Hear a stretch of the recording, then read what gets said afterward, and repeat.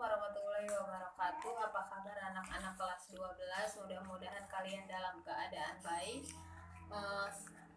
Masih seperti biasa, materi kali ini yaitu mengenai bab 3, mengenai teks editorial. Mudah-mudahan materi yang sebelumnya bisa kalian pahami dengan baik.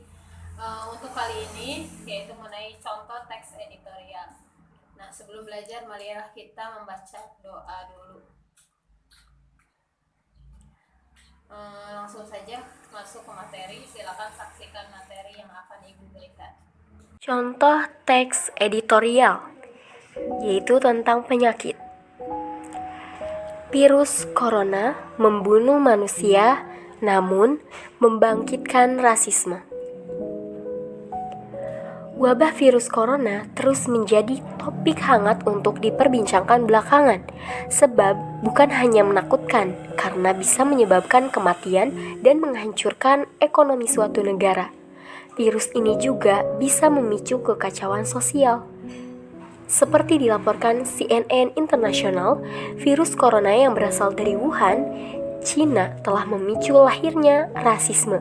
Seiring meningkatnya ketakutan akibat wabah ini, rasa takut terhadap orang Cina juga meningkat.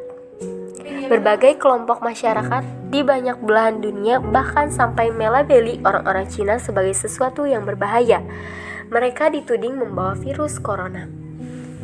Salah satu contoh nyata dari sikap rasisme ini terlihat Prancis. Sebuah surat kabar di negeri Eiffel dilaporkan menjadikan tulisan Yellow Alert atau peringatan kuning sebagai headline. Tulisan itu diletakkan di samping foto seorang wanita Cina yang mengenakan masker.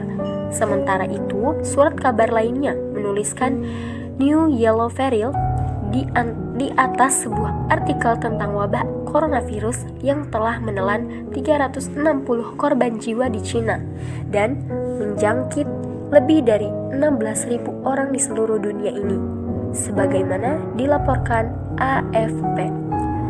Tulisan-tulisan itu pun menuai kemarahan. Banyak pembaca menganggap koran itu menggunakan bahasa yang tidak sopan dan ofensif.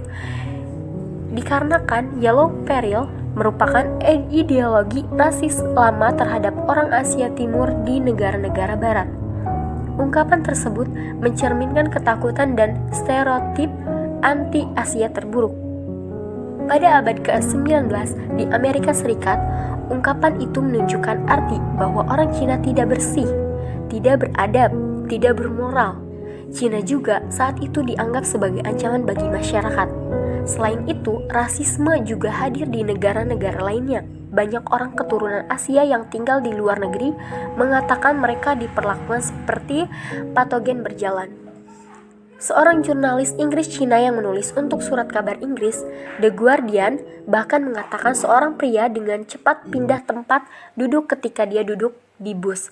Seorang pekerja sosial Malaysia, Cina, juga mengalami hal yang sama saat naik bus di London minggu ini.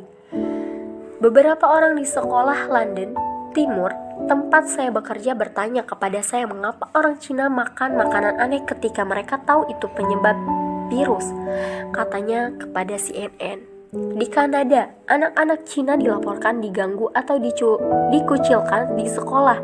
Di Selandia Baru, meski tidak ada kasus yang dikonfirmasi, seorang wanita Singapura mengatakan dirinya menghadapi tindakan rasisme di sebuah mal. Bahkan rasisme yang dibawa coronavirus tidak hanya terjadi di negara-negara barat, tapi juga di Asia sendiri, contohnya di Vietnam. Beberapa restoran di negara Asia ini dikabarkan sampai memasang tanda No Chinese atau yang berarti tidak menerima pelanggan Cina di luar restoran dalam seminggu terakhir. Hal serupa juga terjadi di Jepang. Hal-hal rasisme juga terjadi di dunia maya, di mana banyak orang membuat lelucon rasis. Salah satu contohnya adalah ketika pembawa acara TV James Corden memposting foto dengan BTS, boyband asal Korea Selatan. Salah satu netizen mengomentari postingan menulis, "Breaking, James Corden meninggal karena virus corona."